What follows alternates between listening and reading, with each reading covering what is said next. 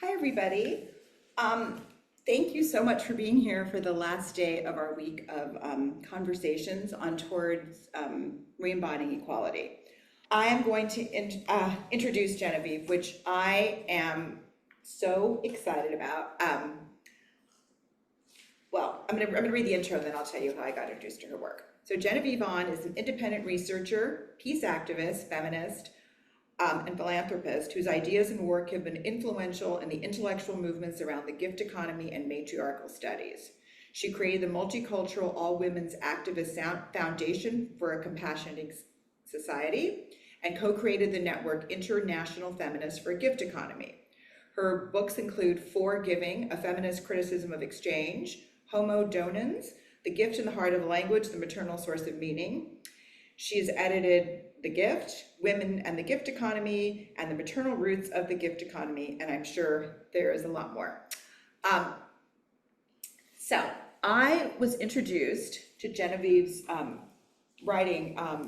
I was in a class on, as many of you know, because I've said it at times, of matriarchal, class on matriarchal societies. And the second book we read was this book called Societies of Peace. And in this book, there is an essay by Genevieve, which is called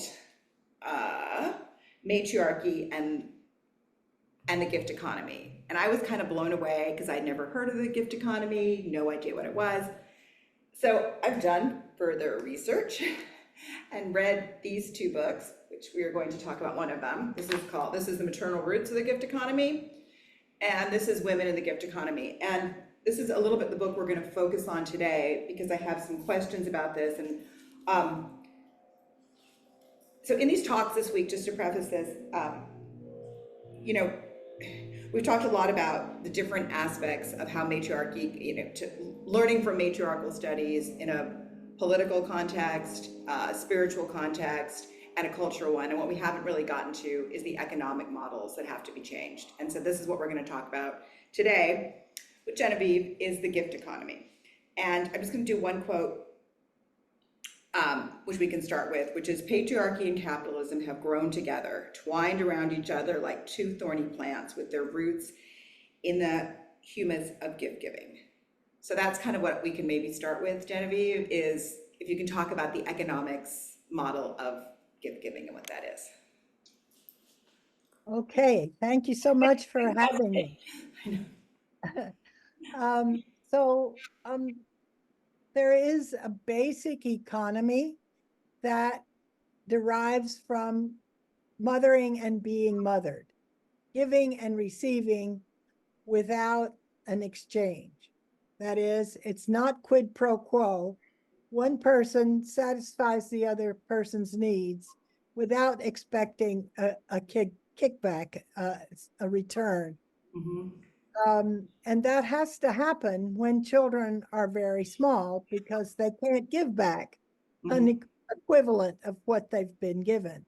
So there is a unilateral giving and receiving that happens in the early years, from infancy up until around 3 years or older, or even older, when they start understanding exchange. That is, I'll only give you this if you give me that. All of our economy, what we call economy, is based on the quid pro quo. But our original life is a maternal life, a life that is based on those patterns that we learn as infants. And all infants learn that.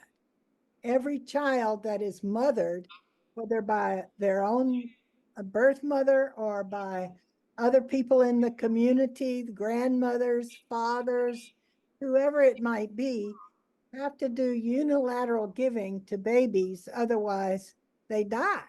So we know that there is one universal aspect of human life, is that people have to be nurtured unilaterally when they're little.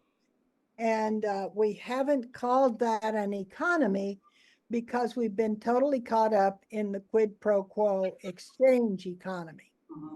But my hypothesis is that this early economy sets up the basic operating system of humans, and that it is expressed in language, in all kinds of sign systems where we give and the other person receives those and understands them because they're receiving. And breathing in and breathing out is unilaterally taking and unilaterally giving. We breathe and the trees pick it up, and we nurture the trees, and then they put out their carbon dioxide, and we receive that. And our hearts move the blood around our bodies and nurture our cells. And we do a lot of interaction that is basically unilateral without ever realizing it. And in our exchange economy, in the market economy, what you have is when it's quid pro quo, when it's I give you this only if you give me that, that cancels out the logic of giving and receiving. Giving and receiving creates community among people. And the gifts go around, and the one that gives to another then gives to another. And that creates a kind of a syllogism among people that if A gives to B and B gives to C, then A gives to C. So it all starts combining people with each other. Whereas in exchange, if I only give you something in order to get something back, that separates people because I'm in it for what I can get out of it, and you're in it for what you can get out of it, and we don't really have any common bond that comes from it, only a broken bond, let's say. And all our economy is based on that, and especially what we have is capitalism. And in capitalism, as Marx said, there is surplus value. That's an extra value that comes from the worker's work that is given to the capitalist, that the capitalist takes and uses again to create capital and reinvest and so on. And but I believe that that extra value that comes from the extra work of the worker, that is actually a gift that the capitalist gets, because the worker gives it up without wanting to and having to, but the capitalist gets it free. Right. And so that part is a gift. And it goes to fit together with all the other profit that the capitalist has made. And so that becomes a huge gift that he or she can reinvest and make more. And so actually what our economy is running on gifts that have been taken from everybody and from nature, and even from women, because if women or mothers are working at the house, they are giving free their work, and that work goes to nurture the worker or herself if she's the worker, and then that extra goes into the pockets of the capitalist as a gift to the capitalist. So there's this whole stream of gifts that's going around, and people don't realize it because we don't recognize the basis of this unilateral giving that's happening all the time in early childhood. But that continues, like I'm saying, also in other aspects of things like in language, in perception, throughout our lives, we have just an amazing amount of giving and receiving that we do not recognize. And so I call us, I say that what we are is really Homo Donans. Donans means giving in Latin. So we're the giving being. We say we're the Homo sapiens or Homo sapiens sapiens, but that would mean the knowing being, or the being that knows that it knows. But we don't know. We don't know that we're really a gift-giving being, and so we're totally wrong as Homo sapiens. We're not, and we're not man. We're not mankind. We're actually mother and child kind. a mother and child kind. So we're all, I would say that we're all mothers to begin with as babies. As Mhm. babies, we're all identified with our mothers. So even men are too in the beginning. So we have actually a maternal species. And we have gotten it wrong now because what we're all in it for what we can get out of it. You know, we're all in an ego-oriented way. And instead, we need to be able to concentrate on the other person and on the needs of the other person so that the gifts can go around and we can create a solidarity and a happier um, situation to live in. And I mean, we were talking before about things like wars and the destruction of places where people are living, where we take all the gifts away from them and they have no way to live. And this is just not the way we can exist as a human race. Yeah, And we also can't. in any way. I mean, we're destroying the environment. We all know we're in these wars, the wealth inequality. We have all these issues we have to address. And I think this systematic, as you call it, a paradigm shift, which is what we need to this caring, compassionate society. So can I ask you a question? What are some Sure. practical ways that you think that people, or ways that we can implement to shift to this this alternate society that would be obviously nurturing to the environment, nurturing to one another, more peaceful, and without this crazy income equality that we know is not benefiting most people on planet Earth, most humans and animals. Well, I think the first thing we have to do is to recognize what's wrong and what we ought to do that's better. Okay. And that is, we need to be able to recognize when we are doing gift giving and when we aren't. And Okay. we need to try to increase the gift giving side in our own lives, but also to recognize what we're already doing, because we are really already gift giving beings, and to avoid uh, all of the aspects of exchange that have filtered into our personalities. Right. Like um, if you tell the truth, you're nurturing the other person to be able to do what they need to do. If you tell a lie, it's your ego oriented and you're not giving to that other person. So we can understand lying as not giving and telling the truth as giving so the other person can receive it.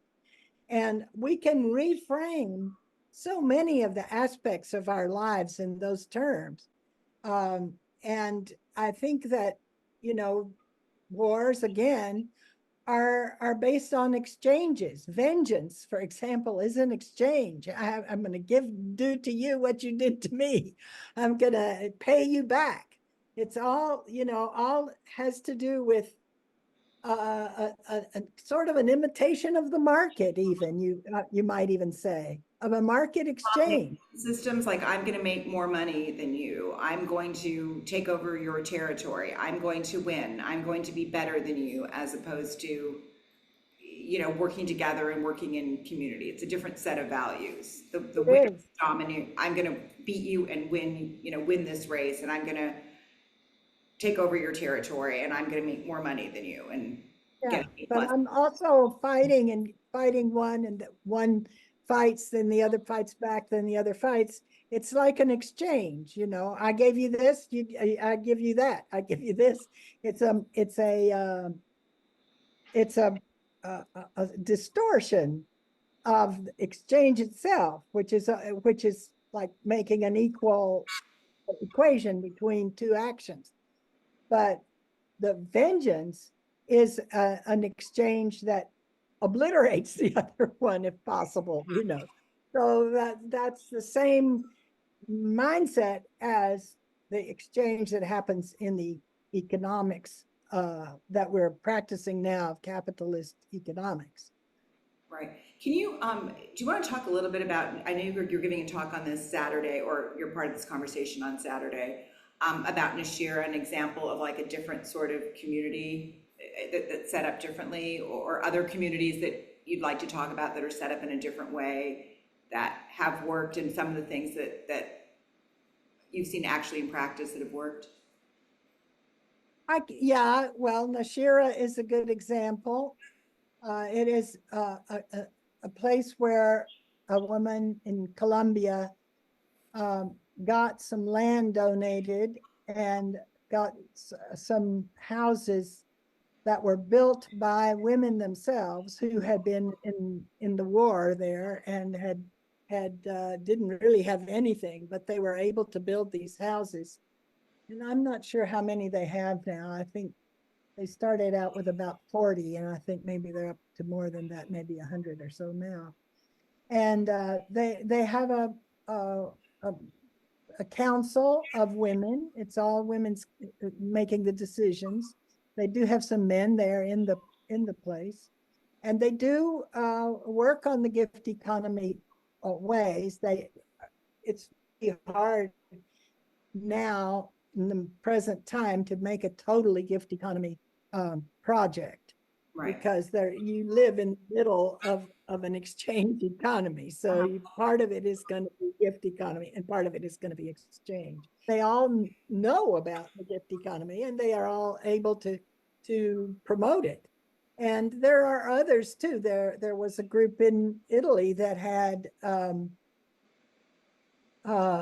they were doing it in a town, and they had a group of women and men that were working on trying to do gift economy themselves all the time, a maternal gift economy. But in the end, they ended up disbanding. So these are also experiments that start and stop sometimes. But now there are also people that are doing gift festivals a lot throughout Italy.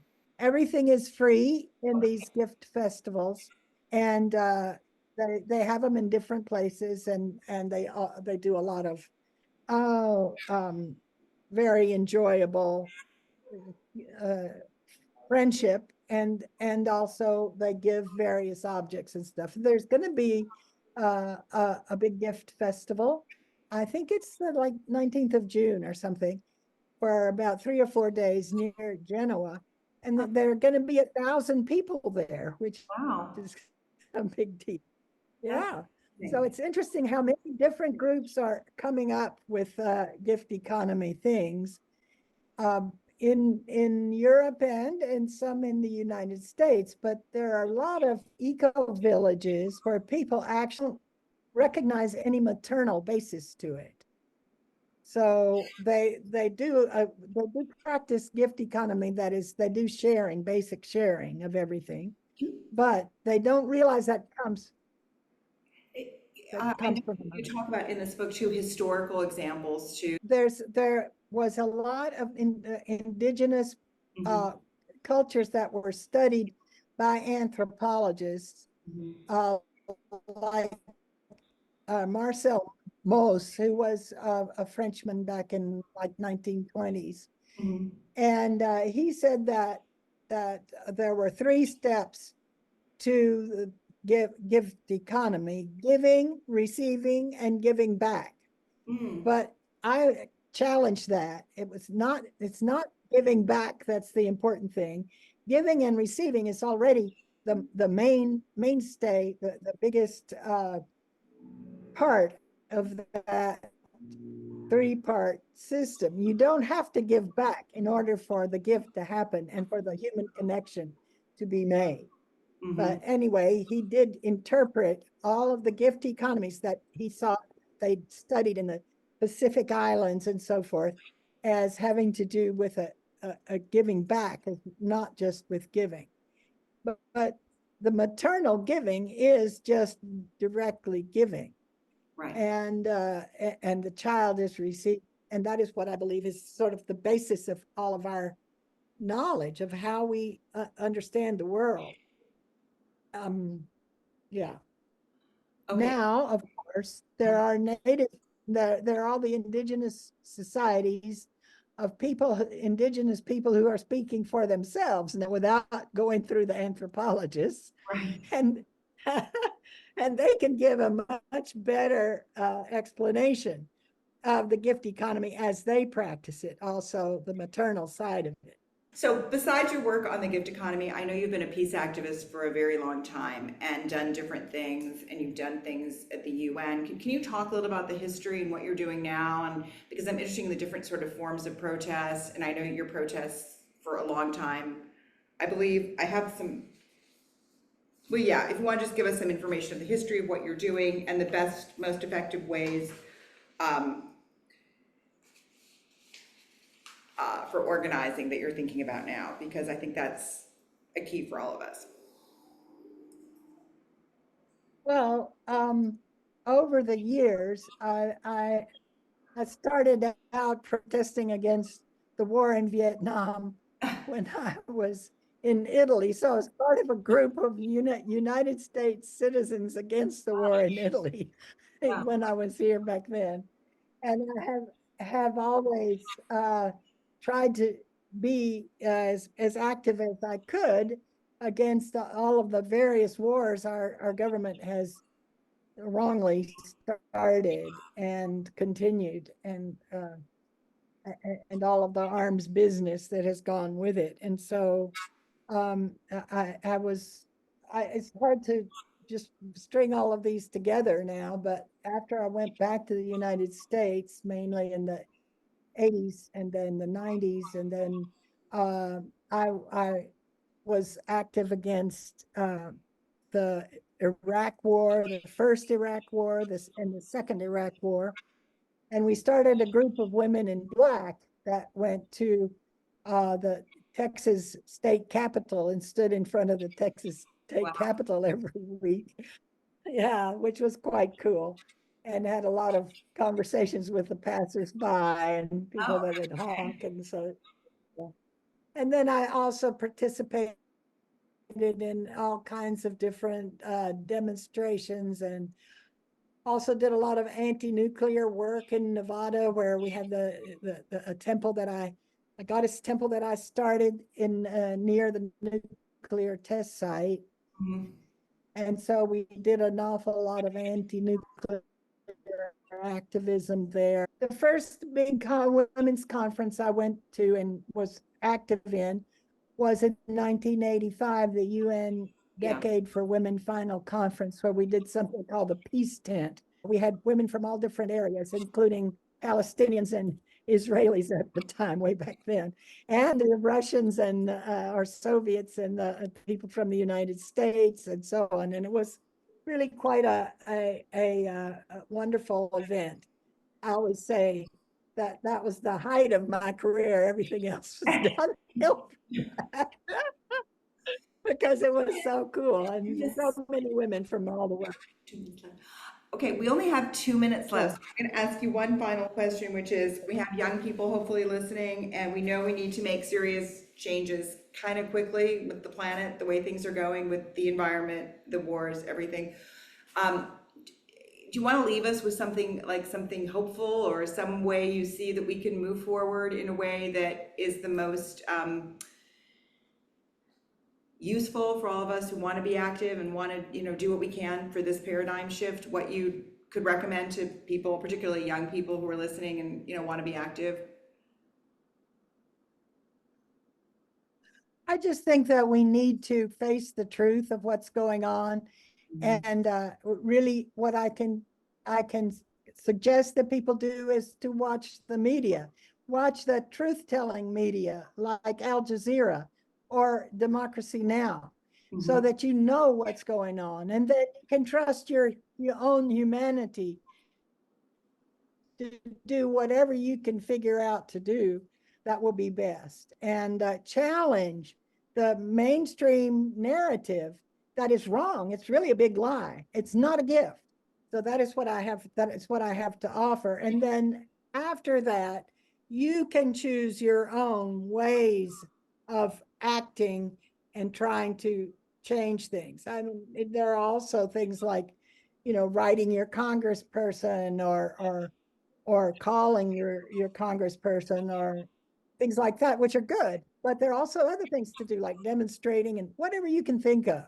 Thank you so much. It's such an honor to have this conversation with you. I've been reading your books and your writing and tuning into the salon, so I feel like Thank you so we know much. each Thank other, you for but having me. Thank you so much. I'm so grateful.